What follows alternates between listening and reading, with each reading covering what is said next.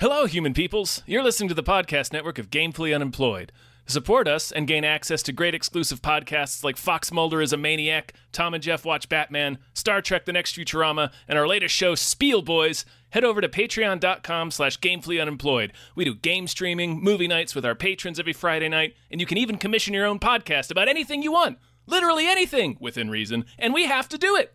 You are quite frankly out of excuses not to go visit patreon.com/gamefullyunemployed. That's patreon.com/GAMEFULLY unemployed, which is spelled like it sounds.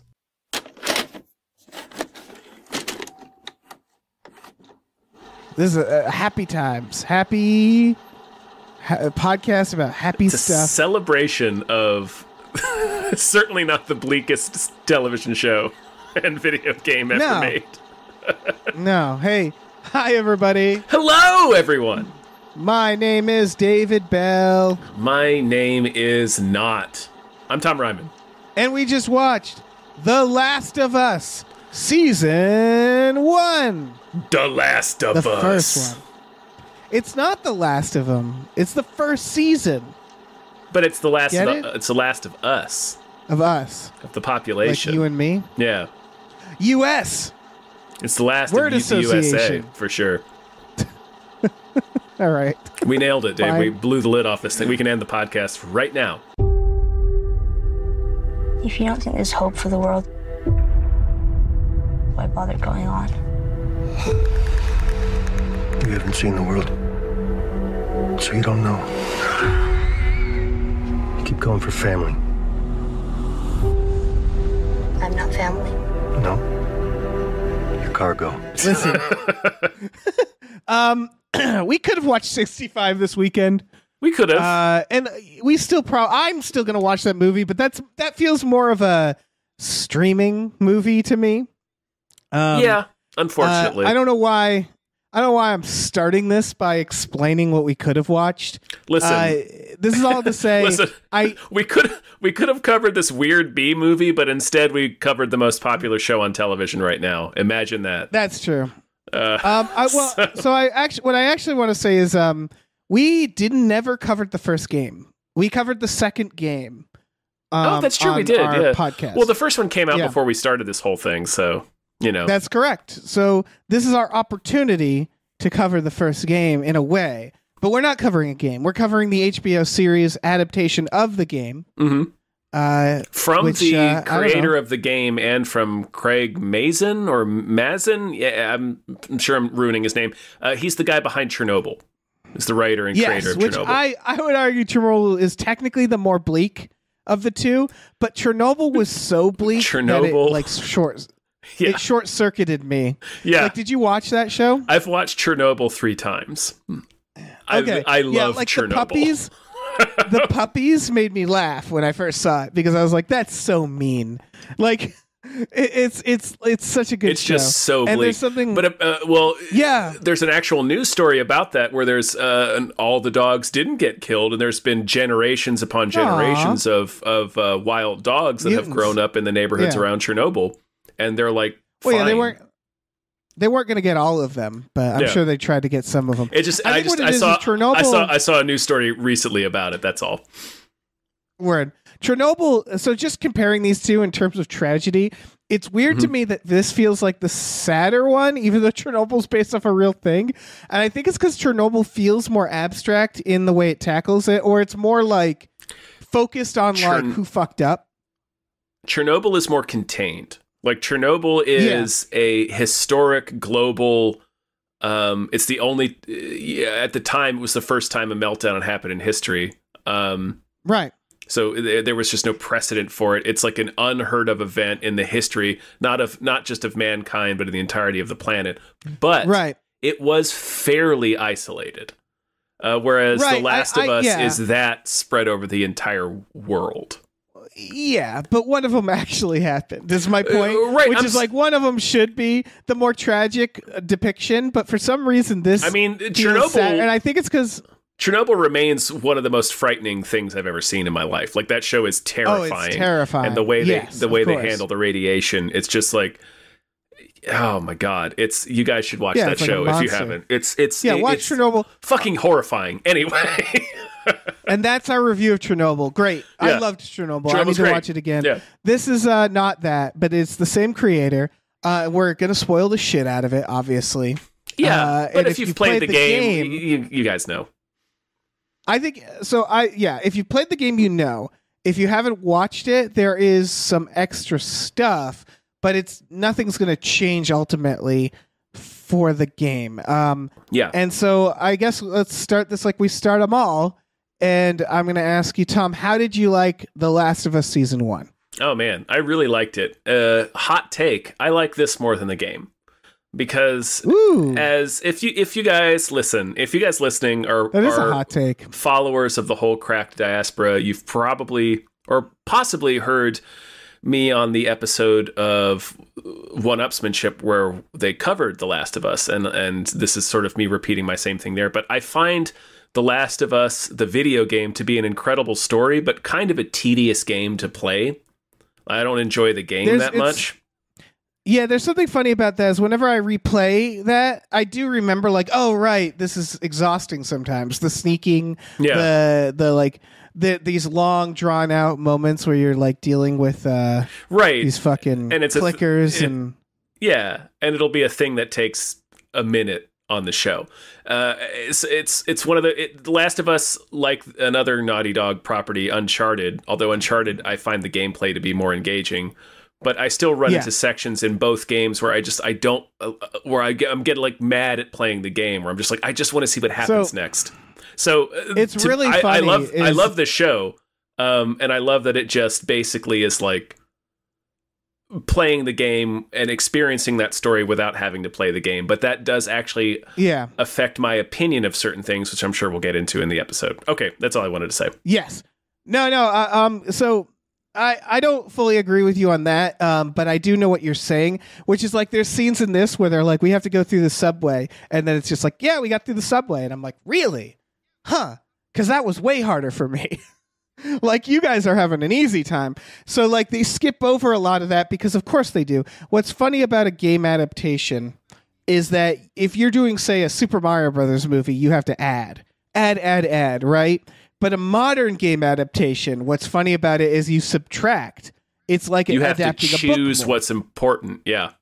Right. But I think that choosing is a lot easier in a game adaptation because it's like, geez, all right, so we have this game and it's filled with cutscenes, and then you play these levels where you beat up a bunch of guys. Geez, what do we keep? It's like, no, you keep the cutscenes, obviously. You keep the meat. And so you could tell like it was probably really easy for them to know when to cut, because it's just like, yeah, cut this part where it takes 3 hours to get from here to there. The result, though, is a show where I was watching and I was like, 9 episodes, how are they going to do this? And then like halfway through, I'm like, oh, easily. They're going to do it easily. Very easily, yeah. Like I like in my mind, this is a longer story. And then you watch it, you're like, yeah, I guess that is what happened. It's just funny that they were able to shorten it without changing that much. They changed a little bit here and there. Not really you go much. To that dam. Don't you like find your brother Tommy at the dam first? That's and you like the two. But that's the sort of thing where it's like, why include that? You don't need it. Well, the two primary differences are they add the subplot with oh goodness, Yellow Jackets. What's her name? Melanie Linsky. They add the subplot with Melanie Linsky's character for 2 episodes around Henry and Sam, who are 2 characters that are in the original game. They just add this whole other backstory about them being part of this community and having like Henry having betrayed them to save his brother, and it just adds more depth to it. The other major difference is that instead of meeting Tommy in the dam, you're right, he was part of a dam community in the first game. They just fast forward it to the community that they are living in the second game, which is, I forget what it's called, but it's I think you town you in find Wyoming. That community I could have sworn you found that in the first game. I don't think you do. Maybe I'm I don't wrong. think you do. He definitely doesn't find Tommy there. It ends in the same spot when you're standing over that community. That's why. Like, it's the same, it's almost shot for shot, the exact same fucking ending. And they were going back to that community at the end of the first game, so they had to have found that, right? Like, I could have sworn the idea was the dam, they were there to, like, turn on the lights or something. Like I think you're right. Sworn you still find that community. I think you're right. You just don't see it in the first game. Whereas in the second game, Maybe it begins yeah. and Ellie and Joel are already living there. But like, I think you're right. But anyway, those are the two main differences. Well, actually, the third main difference is that Bill doesn't die in the game, but he dies in the ship. Yes.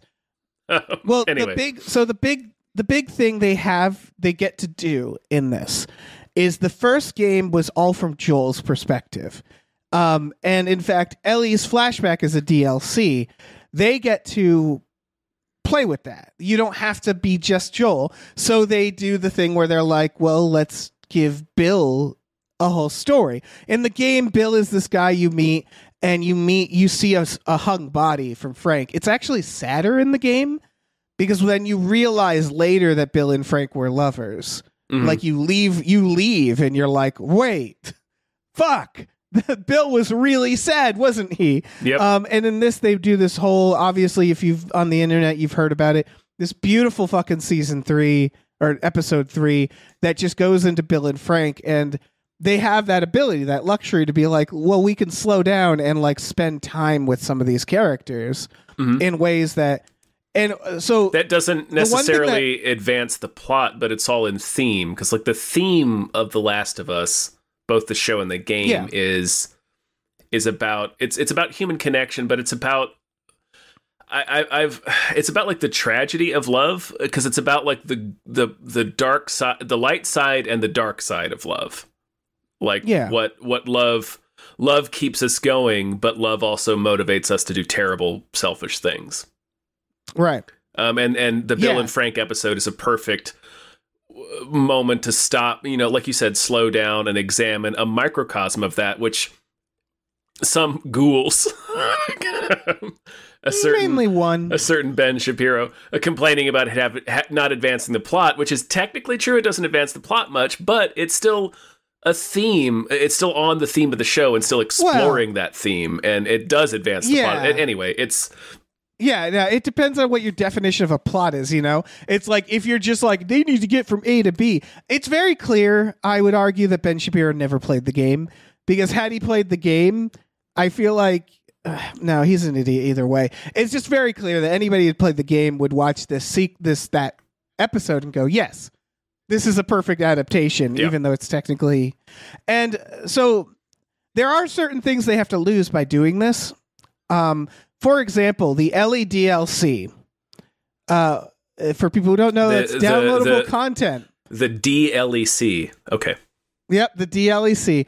That came after you played the game. It's downloadable extra after, right? That's how DLC works.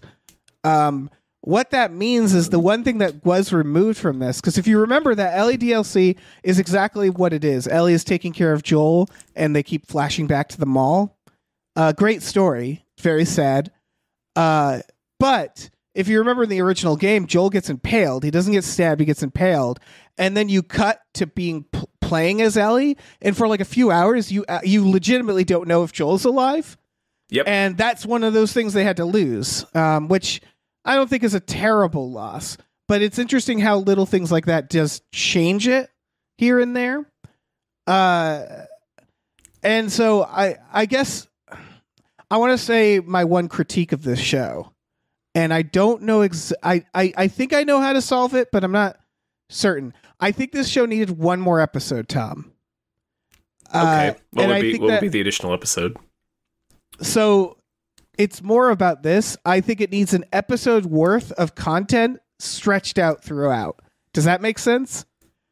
Which is that the one thing about this show, as an adaptation of the game, is it did feel a little rushed emotionally. Yes. Because they're cutting down the game. What I realize is when it's all the meat like that, it feels a little like it's not huge. And the reason why, I'm sure people who play the game know, is that, for example, when you're going into the town to find Frank, you and Ellie for 10 minutes walk through a town and you talk. They do this a little in the show. At the college, when they go in, he's explaining football, which is right out of the game. And they see the monkeys. That's those sort of like slowed down, more conversational moments, I think really matter in the game. and create a more emotional connection. And having talked to people who never played the game who are just watching the show, they feel like the show is a little too cruel. And I think the reason why is because you don't get to sort of live in these beautiful moments from the game that made the game feel less cruel. Well, you know what I mean? Yeah. Here's what I'll say to that. And this is the main thing, the biggest takeaway from experiencing the story as a show as opposed to a video game. Yeah. Joel specifically is, to me anyway, much more clearly the villain of the story when you watch it as a TV show. And that's because you lose those moments. So you get to spend hours and hours and hours of just, you are playing Joel, and you get to spend all those dozens of hours, well, not dozens, like a dozen and change, however long it takes to beat the game. I think 12 or 15 hours, but that's a long time. Yeah. And it's a couple more hours than the show gives you. And it's, you are controlling Joel the entire time, and you get to experience these small moments with Ellie. So you get to feel that bond form over time. As opposed to in the show, which I think might be the more correct thing, at least in my mind as like a writer, feels better to me, or at least a little bit more compelling, because we understand where Joel's coming from. Like, giving us extra hours of showing them bond doesn't really change what we understand about Joel's emotional connection to Ellie. Like, he is viewing her as his replacement daughter because his daughter died so many years ago, and it took away his humanity, and now he finds Ellie again, and he starts to become a more compassionate, hopeful person because he has somebody to live for now. He's got this daughter, this surrogate daughter. That relationship in the show feels much more desperate and kind of pathetic.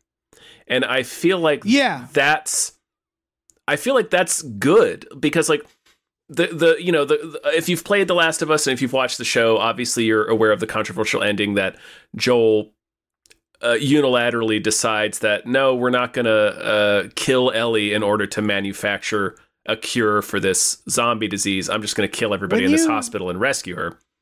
Yeah, when you say it's controversial, do you mean fans didn't like the ending? Because I think that's one of the best endings of a video game. I don't think it's not that fans didn't like it. And they talk about it too. I mean, if you watch, shooting all those people in the hospital is definitely a controversial thing to do. Yes, I just mean like that. They talk about it on the, like, if you watch like the inside the episode little sequence that they do on HBO, they talk about this as well. But it's not that people didn't like it. It's just that fans of the game are pretty evenly split on whether or not Joel did the right thing. Like, there's a lot of people like, well, if you have a child, then Joel's decision was the only decision to make. But there's the other half of it was like, well, Joel made Ellie. Ellie didn't get a chance. Ellie didn't. Ellie wanted this. Yeah. This is what she wanted for her life. Joel, which is of course made the decision for her. He is not her father. Right. For people, and it would be fucked up even if he was her father. It would still be a fucked up decision to make. And then he lies to her about it at the end. So it's like, well, he made this totally selfish decision to doom all of humanity because he wants to have a daughter again. And it's a little. The show, I've always felt that Joel is the villain of the story, and I felt like that was maybe the game's intent, although the ending is definitely meant to be ambiguous morally, where like you understand why he did what he did, but you can also see that it wasn't the decision Ellie would have wanted him to make. So so I just think the show, when you're just seeing the cutscene moments, basically, when you're just seeing the meat of the story and not a whole lot of the smaller moments between them where that bond gets to form, it really does make Joel seem like more of the villain of the story, because it doesn't leans seem a little too hard. Right. It doesn't seem like obviously Ellie cares about him and looks up at him as a father figure and as a protector, but it definitely seems like Joel is more. It comes off as more frightening in the show, actually, because it comes after it comes an episode after she's dealing with David and the cannibal community, and David wants to take her as his bride, So it's like, it's not like Joel is the intent and the emotion behind it are different, obviously, but Joel is arguably just as possessive of her. And it's weird. And he also dooms all of humanity because of it. Right. So the arc in the game that I really want to highlight, because I do think they don't nail a few parts, is that you start losing your daughter and then you're in this position and you get the impression Joel is a shitty guy. You're killing people without remorse, et cetera, et cetera. He's a terrifying. The first thing we learn about Joel in the show is Tess tells, like, when they're going to meet with that other guy, and Tess tells him he can't come with her to the meeting because she just flat out tells him he's scared of you. So, like, the first thing we know about Joel in the apocalypse is that he is such a fucking shit kicker that people are scared of him. Right. In the apocalypse, where there's zombies, people are scared of Joel. So that tells you something. One of the things they don't show, though, is him doing terrible things. And I think we needed a little more time on that. I disagree, but I think... No, actually, I don't... In the first episode? Not the first couple episodes? Not in the first episode, but by the time you get to the David episode, where he's torturing those two guys. And like even in the first Melanie Linsky episode, where he has to execute that guy that's like trying to talk to them, and he's like talking to Ellie, and he's like, "Oh, this is my name is whatever his name is." Like he's like pleading for his life to this teenage girl, and Joel sends her away. Yeah. It's. I think you see the problem is the terribleness in Joel. Anyway, the problem is what I wanted was that before Ellie comes into play, before the stakes are high, because at that point the stakes are high. Joel is killing these people because he has to keep Ellie alive. It's a desperation where it's like, no, it's not good what he's doing, but they're sort of like, I feel like the problem is Ellie is also kind of in line with it. I like that though. I like that when you see, like, he takes Ellie aside after that interaction, right? Where they have to kill where he kills that one guy, and it's horrible. And he's like, a girl your age shouldn't have to see shit like that. And then Ellie tells him, I've killed people before. And then, the next episode or two later, we get the flashback where she was training in Fedra to be a soldier. Like, she's not this child that he either thinks or wants her to be. She's not that. Right. So I lost my train of thought there. I'm sorry. But, like, what I'm saying is that, no, it's okay. What I'm saying is that the arc in the game is he starts the shitty guy, right? Mm-hmm. And you know that he's broken because he lost his daughter. Mm-hmm. And then you meet this young girl, and you don't want to take care of her. And then throughout the game, the perfect thing about a video game is when you play a horror video game, when you play an action video game, you get to feel those emotions too, right? You're experiencing them, And so by having a game that sort of stretched it out, that you're experiencing this with Ellie, and that you're fighting more zombies, you're fighting more people. Ellie is sort of like helping. And then you just have these downtimes where she's just like riffing on the environment. You, in fact, get attached to Ellie a lot more than you do in the show. Yes. And so, like, by slowly getting attached, it just way better creates this thing at the end, because the twist, of course, is you show up with the Fireflies. And I also think they spend more time with the Fireflies. It felt like they definitely spent more time with the game. They definitely spent more time with Marlene, the leader of the Fireflies, who is played by the same actress in both the game and the show. Same actress, yeah. And of course, cameo by the actress who plays Ellie. She plays Ellie's mom, and then the actor Troy Baker, who plays Joel, is in the David episode. He's David's second in command. Oh, that's cool. Yeah. But you get to these Fireflies, and I think they save you in the game, and you have this moment where you feel like, like the cannibals thing happens, right? Mm-hmm. And you save her, and that's like the dark moment. That's like a boss level. You've been playing as Ellie. It's really dark because you don't know if Joel's okay, and since it's all stretched out, it just feels a little more intense. And then between that and the Fireflies, there's more time, right? You go on a little more of an adventure there. Yeah. And then the Fireflies save you. And so I remember the game feeling like, oh my God, we're saved. We're hitting the end here. And you spend a little moment with the Fireflies, from what I recall. And then it's like a twist where they're like, reveal, like, we're going to kill Ellie. That's what we're actually here to do. And I just remember at that point feeling way more like we can't kill Ellie. Yes. Like, of course you can't kill Ellie. And what I was saying earlier about the show sort of casting Joel more clearly as the villain, I think that's actually a strength of the show over the video game, because the consequence of playing this 12 to 15 hour video game where you're just, you are Joel. So you're experiencing everything through his point of view, so you're more sympathetic to him.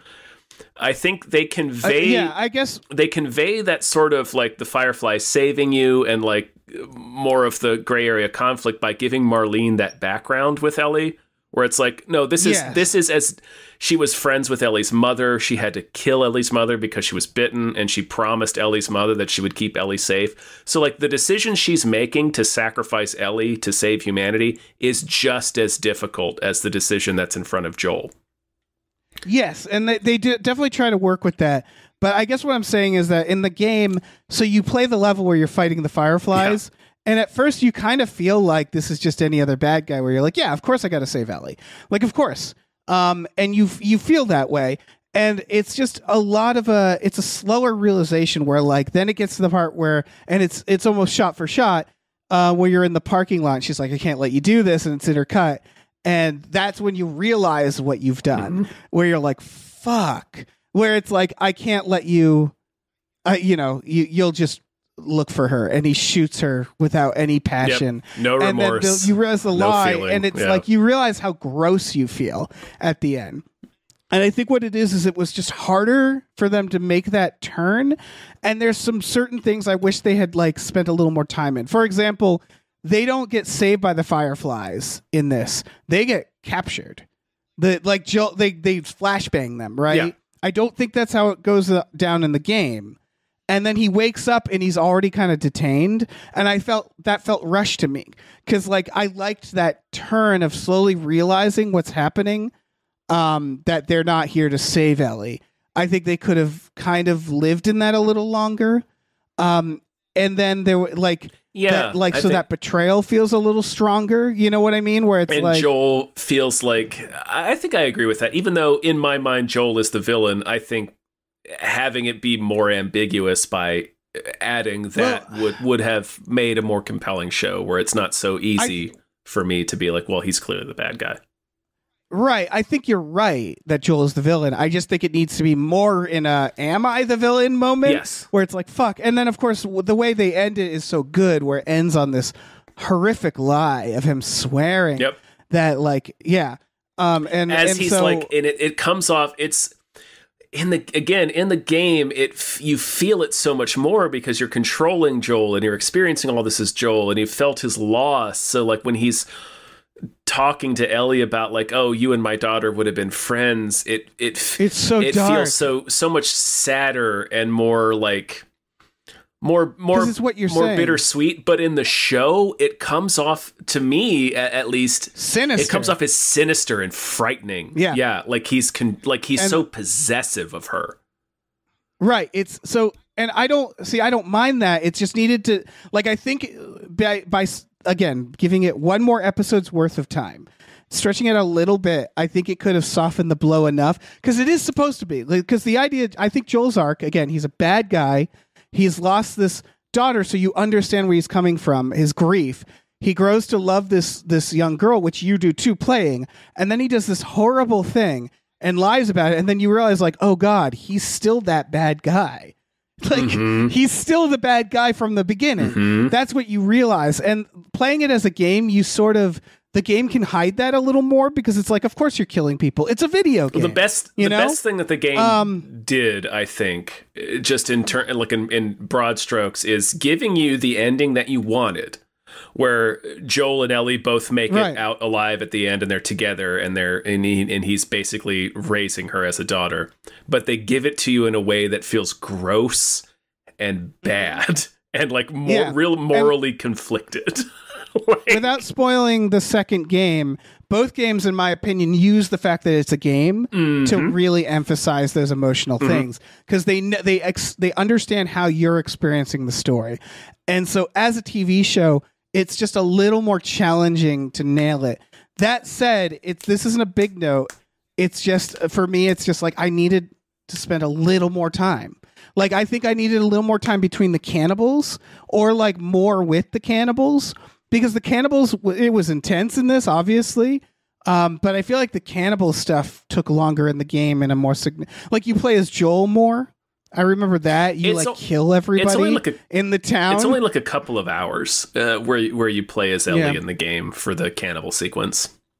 I just mean, like, also when you wake up as Joel, you go into the town. There's like a blizzard, if I remember. Yeah, you do the thing where you go from house to house like they do in the show, and then my God, when he's torturing those guys, that was so rough. I wanted to see. I guess I wanted to see more of him killing people to get to Ellie.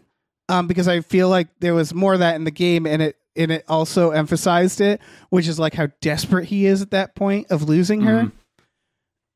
But I mean, again, it all works out. I want to say that Pedro Pascal's performance is perfect. Especially when he's killing the fireflies, he does it so dispassionately. I love that he's just like. He's just on a mission. He barely has to think about it. Like when he kills Marlene at the end, like he shoots her in the gut. He just goes, and then she goes, no, you'll come for her. She's bleeding. She's crawling across the ground. She's pleading with him. She's like, please, please, please. Like we can still figure this out. Like this, you can let me go. And he just, he's so cold. He's just like, no, you'll just come after her. Just shoots her. You know what it is? And I don't even know if the game had this. I just think it would help the show.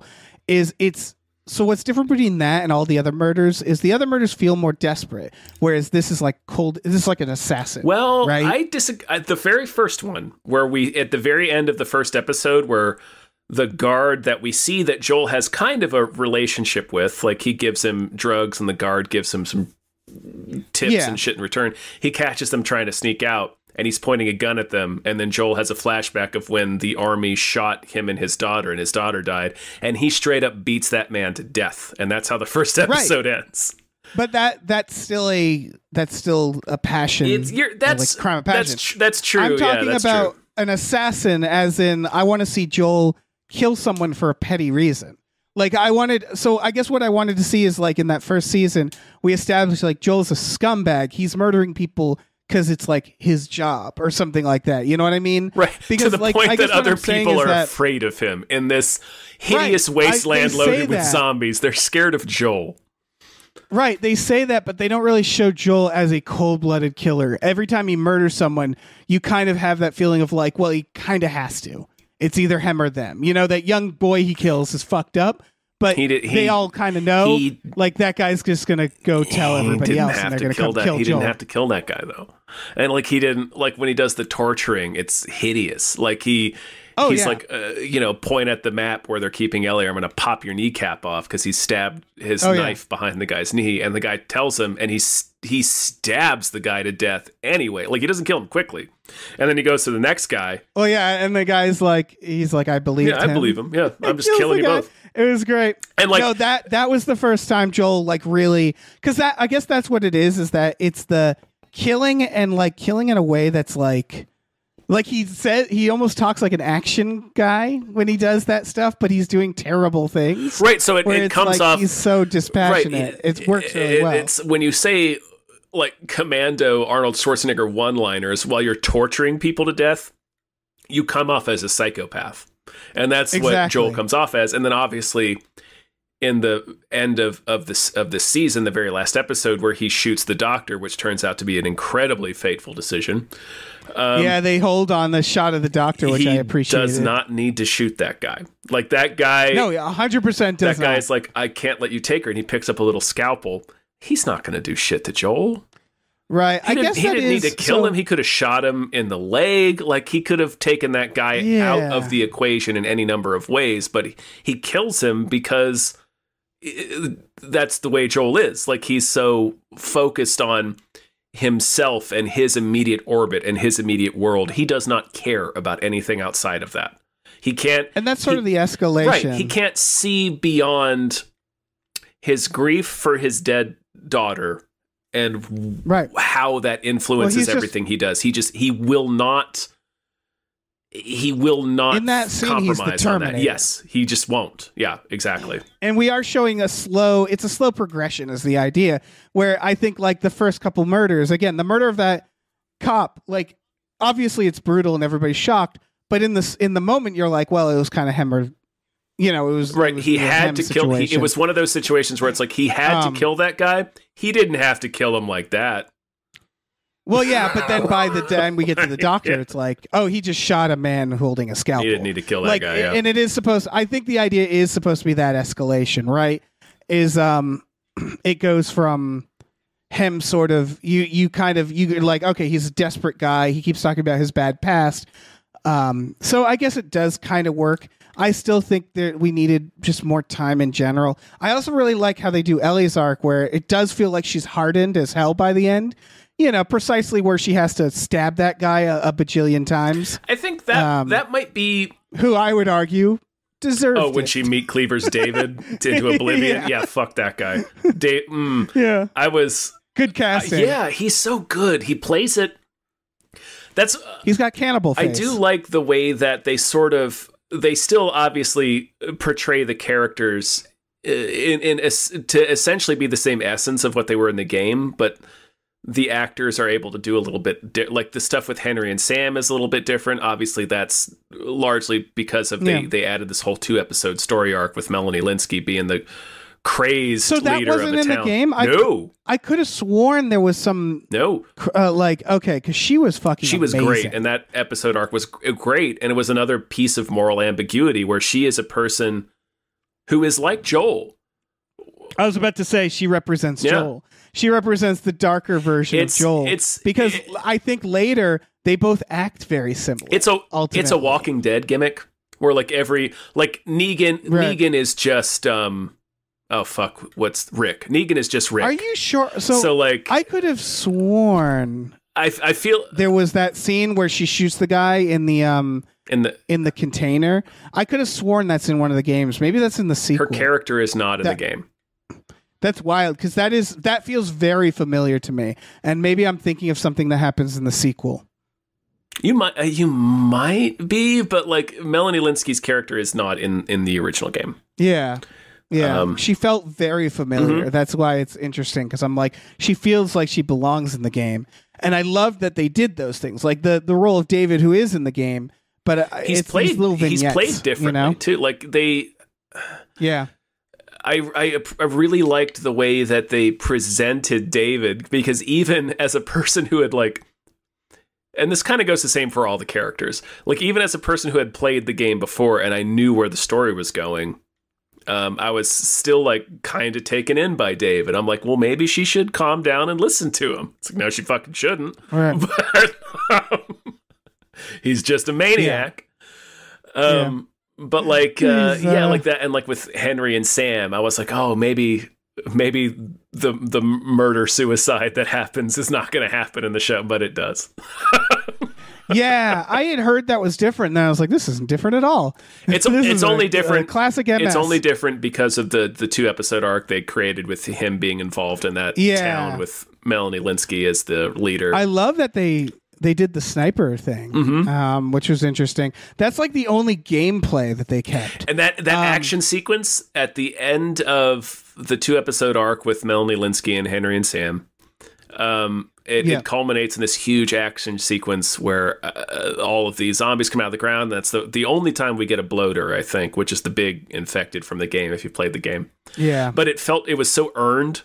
And it was so perfectly woven into the story and on theme, because we see in an earlier scene that Melanie Lynskey and her second in command, she's ignoring. They notice the problem, right? That the ground is collapsing, but she ignores it in favor of revenge, which echoes Joel's decision at the end of the story. Yeah. And then we see the catastrophic consequences that it has on the population at large. It's it's wanting to live in the apocalypse. It's casting aside saving the world because of reasons within the world now, where Joel has given up on saving the entire world. He doesn't care. No, he just wants to save his world. Yeah, he just wants to save his world. Correct. Yeah, and that's what we realize is that ultimately he just but it is it does create again I'm thinking about that ending now and how much more insidious when he's trying to talk to her like everything's okay. It felt a little sadder in the game, a little more desperate. And it is still sad and desperate, but it's definitely more insidious knowing. That's interesting. It felt more desperate in the show to me. Like his attempts to reach out to Ellie and solidify a father-daughter connection felt way more gross and desperate and sinister in the show. Well, I think it's desperate and sinister in the show. I just mean it's sadder and desperate. Does that make sense? Because again, it is, you still land in the same spot, I'd say, in both, but there is a feeling in the game that it's like when you get into part 2 and you wonder like what's going to happen, it feels like Joel can be forgiven a little more than in the show, where it does feel more unforgivable and a little more insidious for sure. Right, because you haven't sat there and experienced the whole story as Joel, so you're kind of more you're more forgiving of him in the game, I think. But in the show, when they just lay out just like the ABCs of what he does, exactly, it comes off as way more fucked up, in my opinion. Yeah, I really think 10 episodes would have been better. I think just a little more. It still would have been fucked up what he did, but I think the feeling I had in the game was a lot more complex and interesting than the feeling I had. I was definitely more conflicted because I had experienced the whole story as key. Joel.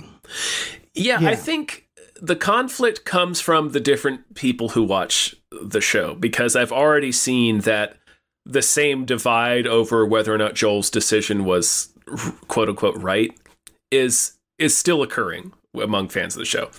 So it's more about like a game unfolds a story, and a book does this as well, because a book can also trap you to a certain point. I mean, a movie can do this as well too, but it just, the approach of having it from one person's point of view in the game and then having it from multiple points of view in the show I think it did more to convince people who maybe wouldn't have made that. I don't know what I'm saying anymore. I just think I think it's still as complex. I just don't think it is as challenging for everyone as it was in the game, as opposed to in the show. Like the show, the divide is still there. People will still argue over whether or not Joel did the right thing, but it's less. I think you're going to have less people who were sort of pushed into siding with Joel, as opposed to just sort of witnessing everything that happens. Right. And I think what we needed was like, I don't know, a little more joy in it all. Like, I think we needed a little more joy between Joel and Ellie. Bleak. Yeah, they really don't have any joyful experiences with each other. So that felt a little. They see that giraffe. They have a little bit, but like and like the football scene again. But like, I think I just needed that a little more ramped up, a little more bonding and joy. Right. So the stuff that is there comes off as more desperate from Joel.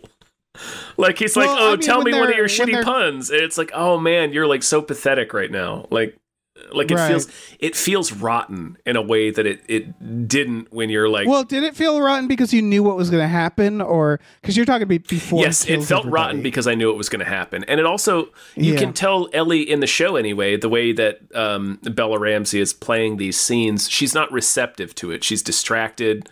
She's not connecting with them in these scenes. She's got a lot on her mind because she's thinking about what's about to happen to her.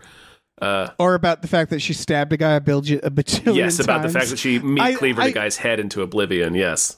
It's a tough thing because what they're doing is they're making Joel less prickly as Ellie gets more prickly. Yes. Right? Because Ellie starts really outgoing and fun. Real gift of the Magi situation. Yeah, because Ellie, like the first few episodes, she's like a lot more bubbly and having fun because she's, hasn't murdered a cannibal yet. And so she has to get a cannibal rapist. Yeah, cannibal rapist. And that'll take a lot out of you if you have to stab one of those a bajillion times. And so I know why they're doing that. I feel like in the game, she was less like that. Obviously she's still affected by those things. But they do this thing at the beginning, which I thought was really smart. And I forget if they did this. Oh, no, sorry. They don't do this at the beginning. They do it in her flashback episode, the mall episode, which I think the mall episode was perfect because that encapsulated the entire game, which is two characters bonding for 40 minutes and then tragedy. Yep. And like it doesn't care about, it's kind of like the Ron Swanson one. It doesn't push forward the plot, as Ben Shapiro puts it. It's trying to get us to love the characters. And that's what that mall episode does. One of the things it does, though, in it is they find that suicide and they just take his whiskey and they're like, yay, whiskey. And so for that reason, I thought Ellie was already kind of hardened by the world she was in. You know what I mean? She was training to be a soldier. Like, yeah. I said earlier, she was never the child that Joel wants her to be. Right. And so I get why she's still by the end pretty fucked up in the head. But I feel like they should have saved a little more of that for season 2 because of what happens in season 2, which we will not spoil. I've heard that they're going to spread it out. It's 2 seasons. Yeah. And they may do some of the stuff in between because, we won't spoil it, but. Yeah. But no, I'm sure it's worth, you can spread that out to 2 seasons, in my opinion. If they start spreading it out more, I'm going to be like, okay, guys, you've had enough money. Stop. But it's also the just point being that, I don't know. I don't want to spoil, but like I feel that Ellie, they make her a little more hardened before they get to the Fireflies in this. I think that's or distracted. I think that's the right narrative thing, though. Like, it probably like is. I mentioned earlier, kind of the overall theme of this is, in the grotesquely poetic way, is the tragedy of love, but it's really about the light and dark side of love. So, like, what it Ellie's, is, though, is I was just gonna say Ellie's becoming more like Joel was at the beginning, and Joel's becoming more like Ellie was at the beginning. So they're never meeting on common ground. But I think that's the but problem. They want to. They want to, but they never do. Yeah, I think they needed to at least once, because they did in the game. It felt like in the game they did meet at a certain point, and they were enjoying stuff together. And it was around the giraffe. Around the giraffe scene, sort of like culminated it or capped it off, or really drove it home. Yeah. And so, like, I just think, like, we didn't get quite enough joy is the whole thing. Is, like, I wanted a little more spending time with them, a little more like the mall episode, where it's a little more meandering, which is weird to say about a TV show. But, like, I think they could have stretched it just a little longer in every episode. You need that, though. If you're adapting a long-form story like this, like, you can set aside time for episodes like the Bill and Frank episode and the mall episodes. They could have set us. You're right. I think it would have really benefited. It would have made the ending hit even harder and been even more tragic. If they had just one episode of just Ellie and Joel fucking around. Yep. And this is going to tie into another thing. And this isn't a hard criticism. And in fact, I'm not entirely sure this has to be it. But I think what they could have mixed into that is maybe a little more zombies, because I do think zombies are underrepresented in this show. That said, I don't really need them. Well, I don't need the zombies. I've said this. It's the game isn't about the zombies. No, I've said this a few times too. I forget the zombies are in the game, because they are intrinsic to the gameplay, like the gamification of but they are so irrelevant to the story of the game that I always forget they're in there. So I'm actually fine with the level of zombies there, because I don't want it to be The Walking Dead, because The Walking Dead is trash. Right, and the zombies are exhausting in general. I will say the weird thing where the clickers communicate, they're saying in the next season they're going to explore that more. And it is a weird... So they did this weird thing early in the season where they do these pre-flashbacks of people, like, exploring this virus. And I guess it explains as much as it needs to. But it does feel like they're setting up more zombie stuff early that they never really do. And again, I'm not really saying they should have. It just feels weird. I just, like, we're talking about an episode where Joel and Ellie are kind of fucking around. I think that would be an episode where you could do one of the levels where it's just like, we just need to get through this building. Like, if it's just them trying to get through, like, one from one side to the city to the other or something, and they have kind of a little adventure. Yeah. And, like, there's some zombies there, but maybe it's more about the joy, like we're saying, you know? Maybe Joel finds the guitar finally. They could have deviated a little bit, but I think it needed a little more Joy. Right. A little more. It seems like it was all in the, like, Joel doesn't relent and call her baby girl, which was his pet name for his daughter, until the end of the cannibal episode. And that leads right into the finale. So I think you're right. I think they could have trickled out some of that stuff for, like, him asking her if she'd like him to show her how to play guitar. Like, that could have been, that seed could have been planted a little bit earlier. I think it needed a little more adventure, a little bit, where it's like, because the game feels where it's like, I have to traverse this building, and it's like a whole big thing, and we're jumping, we're doing, we're finding ladders. I'm glad they had a little ladder play in this, but not enough. I think there is an element in the game of like, we need to get from point A to point B, and we're just sort of gonna enjoy the environment and like traverse it. And it's hard to put into a show, but I think they needed that a little bit. And I think it's right there where you're saying, right between him calling her baby girl and them getting to the fireflies, because that happens so fast in this game. Mm-hmm. I don't think, or this show. I don't think in the show. I don't think it's harder to put into a show. I just think it's a little bit more risky to put into a show. Yeah, but that would have been where to put it. Is just like, it felt like they rushed the ending. Is I think what it is. The finale does seem sort of backloaded with all of the... It's like 40 minutes. And it's so quick, too. It does seem backloaded with all the affection that Joel feels for Ellie, because it doesn't really come out before then. Right. And it doesn't come out in specific ways before then. I think if they had dropped like one specific thing, like the guitar thing, an episode or two before the finale, it would have helped. Yeah. Us to feel that connection more. Yeah. We've been talking about this in a very critical way. And for people to know, like, it's what we're talking about is like, it just needed like just a little bit. In my opinion, where it's just like, it's a very, very good season. But I just think it could have used one more episode, just to slow it down, to draw it out. I think we identified where it would be. Because it almost feels like when you cut the gameplay and you start thinking efficiently about the story, it rushes it just a little bit.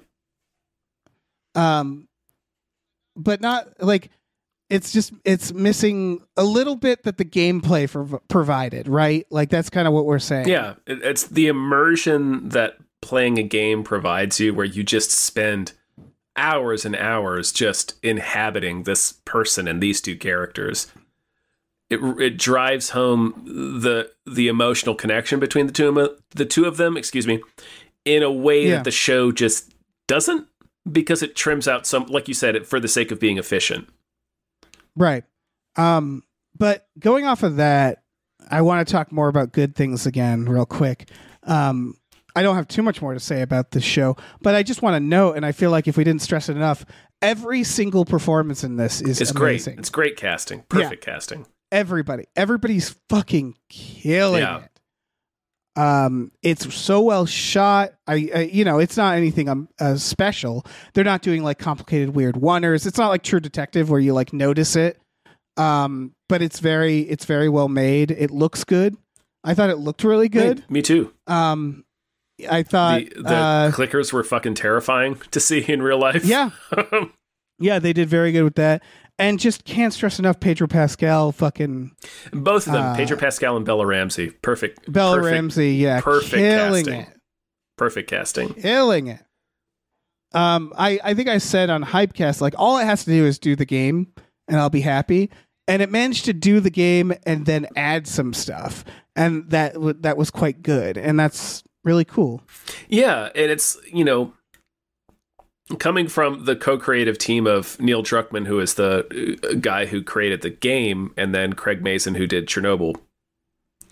Yeah. It just, I guess that pairing just worked out really well. And you can see it in Chernobyl, where so much of Chernobyl is breaking off from the central tragedy to sort of microscope, like microcosms, like looking at the spider web of different people who are affected by this thing, and the sort of smaller ways in which that tragedy was completely fucking devastating.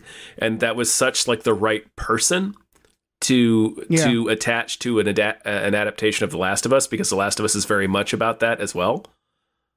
Yeah, they could have fucked this up. They could have World War Z. Could have Walking Deaded it. Like, it's, oh man. Yeah. Like, I think the fact that the zombies are such a small part of the show, I think is the absolute right instinct, because they're such a minor part of the story. I mean, they brought in the people who made the game, and so, like, by respecting the game and understanding, again, it's what I said, like, it's what we've been saying, which is, like, all they had to do was respect the game and keep to the game.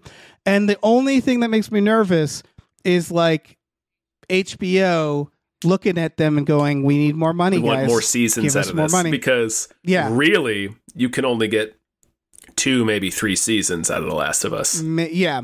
I think, again, without spoiling it, there's a definite point in the second game that you can split off. You know what I mean? If you wanted to do it that way. Because the game has basically 2 parts, part 2.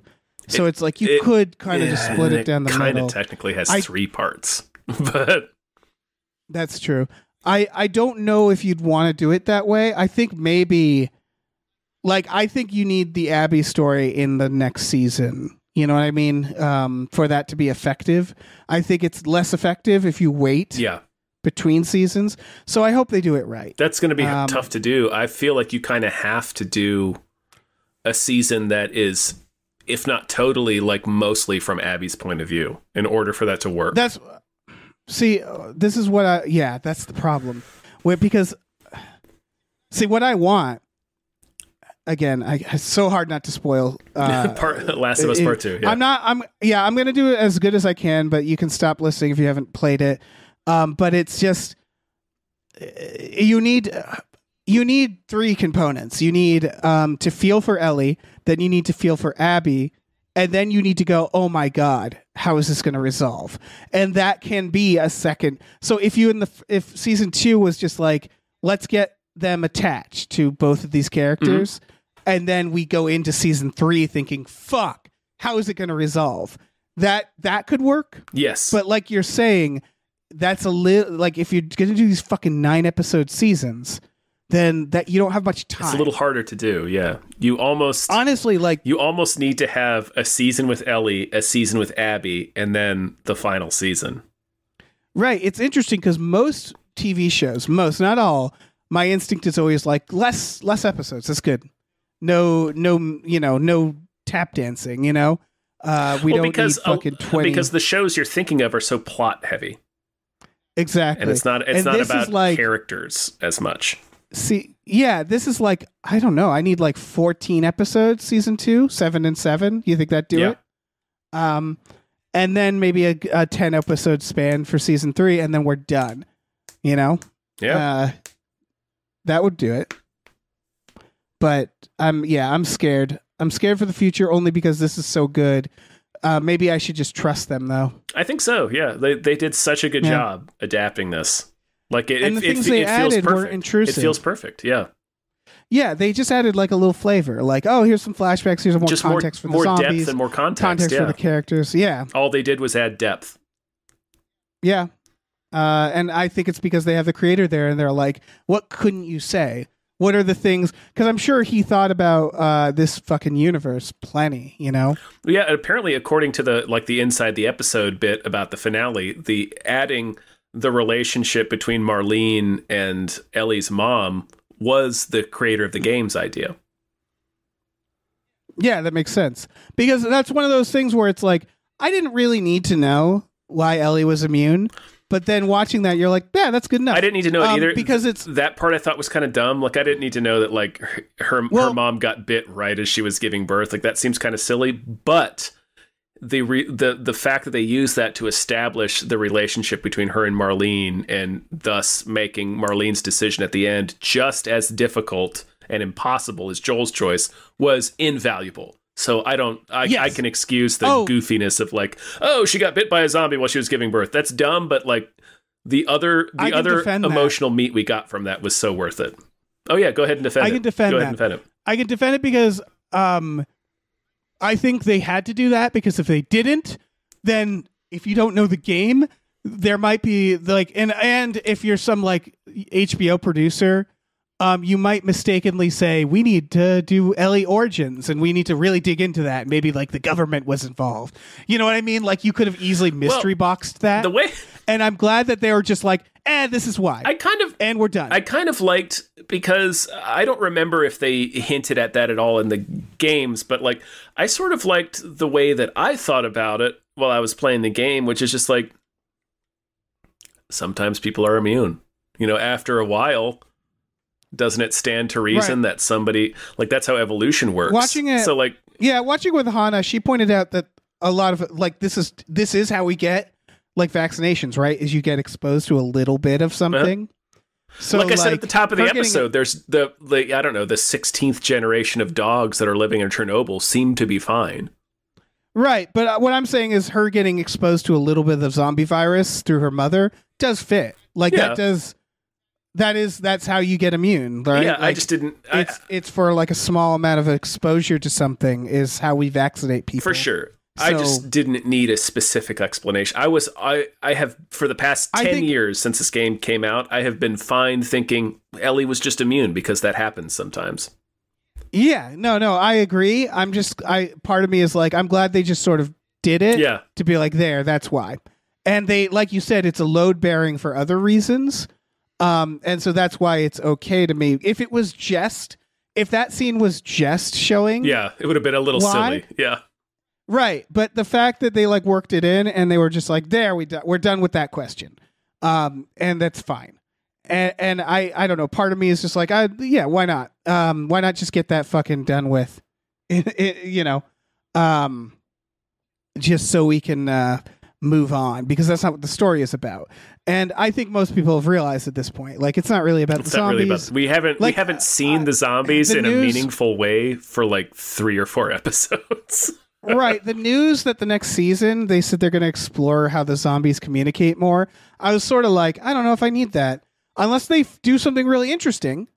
Like, if they do like a really weird, like something like from a zombie's point of view or something that explains like what's going on in their head, or I don't know. There's a way to do a fun zombie episode in this world, but I think I'm guessing they're going to keep just sprinkling flavor over the main plot, right? I think so. I think that's what it's going to be. It's going to be like, we'll explore these little ideas here and there, but we're going to keep our eyes on the prize. I do like, and I don't remember if this was in the game, but I do like where they put out that, like, okay, so like a zombie that's become a full cordyceps, like a full fungus, has like tendrils that reach out and it can notify everything. Like, I thought that was a cool idea, and it's a cool idea, and they use it fine. And it puts like stakes in place, so it's always suspenseful. Where it's like, well, if you trip up one, it's going to alert thousands of others. So they also, I don't remember if the game did this, but it was I liked that they made a note to say like, how did this even happen?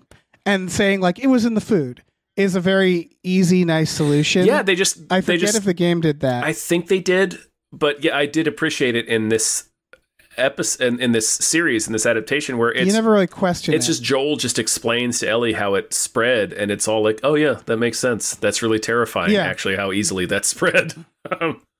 Right. And like the little flashbacks that here and there that they do were like, I don't know, they were fine. Like that woman who's like, you have to fucking bomb the city. It's like, it felt like a little bit of stretch. So like, this is the thing, is like, I would have rather more Joel and Ellie than that scene. And so that's the only thing that bothers me. And again, it really feels like to me, it's like that hold on, John Mulaney joke about making a sign and like not having enough letters for the end. Yeah. Is it feels like they took their time early in the season, and then in the end of the season it felt kind of rushed. Well, that's episode 2, where they show us the background of like where the the cordyceps outbreak sort of started, and I think it's in Pakistan. But they show us this woman who's this like viral expert specifically on cordyceps. They're showing us the sort of the inverse of the decision that Joel makes, where she says you have to bomb this entire city, which means killing her and her family, because she immediately says after that, she's like, you have to bomb this entire city. And then the army guy is like, well, can I take you anywhere? She's like, no, I want to go home and be with my family. So she makes the opposite decision that Joel makes. She makes the actual heroic decision where it's like, the lives of me and my family are the most precious thing to me in the world. However, they pale in comparison to the lives of billions of other families. I need to make this decision because I'm informed and educated and I'm in the position to make this decision. And then Joel does the opposite. Right. She makes the hard decision that she has to. Yeah.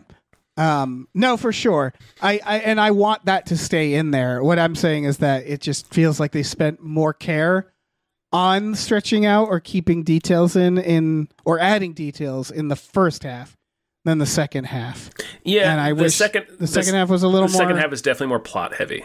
That's for sure. Yeah. Yeah, because it's interesting that they do that and then they sort of stop. And like, again, that makes sense because it's like, I wouldn't want flashbacks about how the zombie apocalypse started at episode 8 because it's like, that's just not what it's about. I don't care at this point. Yeah. Yeah, but I don't know. It's I just, one more episode worth. I guess that's what it comes down to. Now I feel like I'm repeating myself because I feel like I've made it known, which is that I really loved this season. I just wish it had a little more time at the end. That's it. Yeah, that's fair. And listen, we're repeating ourselves. We're over an hour. We can cut this off. We've said enough about The Last of Us. Yeah, I think we did. Yeah, we did it. We did the thing, Dave. It's a good show. Yeah. Watch it. It's a good show. Watch it for sure. Play the game if you can play games. Yeah. That's the final thing I like about this is just the fact that people who don't play video games gets to also experience this fucking tragedy of this show. It's a really good story. So I'm it super. It's just I think that it's a hard story. The quality of the story, I think, speaks. The fact that it adapted so well to a TV series speaks to the quality of the story. Yeah. And here's what I'll say is this show is all the trigger warnings, right? Oh my goodness! Yes. It is a very upsetting show, but it's not trying. It doesn't. I mean by that, revel in the cruelty. It's not overly graphic. It's not The Walking Dead. Yeah. The Walking Dead was like a soap opera. They wanted you to go, oh my god, what? I would argue Game of Thrones had the same problem. Is that I was always a little lukewarm on Game of Thrones because I felt like they were just trying to go viral. It became about what character was going to die. And that's a bad direction for a story to take. Yep. It's a soap opera. Yeah. It became, what can we go viral for that week? What cruel thing can we do? What sexual violence can we show? What horrible death? Ironically, both Pedro Pascal and Bella Ramsey were on Game of Thrones and died on Game of Thrones. And they die. Yep. And so, like, it's not that. It's not tragedy porn. It's not where... In fact, I didn't see this go viral, although I think I might have muted it. But like, it's not like, ooh, what's going to happen next week? Ooh, who's going to die? It's just telling a real compelling story that happens to be pretty fucking tragic. Yes. And pretty brutal. But it's not reveling in it, and in fact tries to avoid it if it can, showing too much, I feel like. Yeah, I agree with that. Yeah. And so... That's all to say. It's still a fucking hard watch. It's intense. It is emotionally but very it's a really intense. good story. Yeah, but it's very good. Yeah. And that's it, Dave. That's a sode. We've done it. That's a sode. Thanks for listening, everybody. We have a Patreon. Patreon.com/gamefullyunemployed. GAMEFULLY unemployed.